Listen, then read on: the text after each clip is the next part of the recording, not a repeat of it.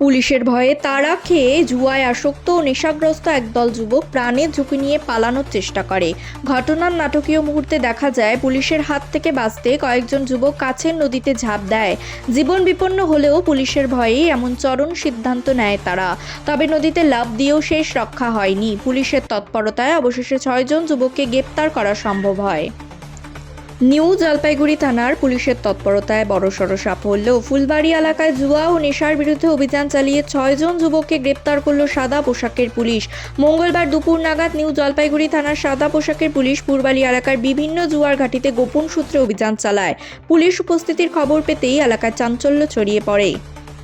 স্থানীয় সূত্রে জানা গেছে, দীর্ঘদিন ধরেই ফুলবাড়ি এলাকার একাধিক জায়গায় রাতের অন্ধকারে জুয়া ও নেশার আসর বসছিল।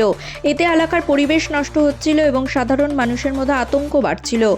একাধিক অভিযোগের ভিত্তিতেই পুলিশ আগে থেকেই নজরদারি চালাচ্ছিল। আজ সকাল থেকেই এনজেপি থানার সাদা পোশাকের পুলিশ এলাকায় ঘোরাঘুরি শুরু করে।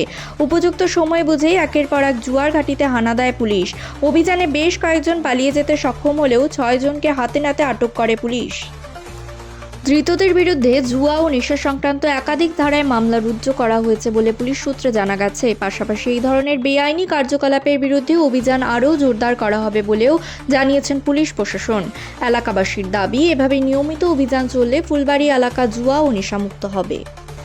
আর এমনই গুরুত্বপূর্ণ রাজনৈতিক ও প্রশাসনিক খবর সবার আগে পেতে সংগ্রাম নিউজ চ্যানেলকে লাইক করুন, ফলো করুন এবং সাবস্ক্রাইব করতে ভুলবেন না।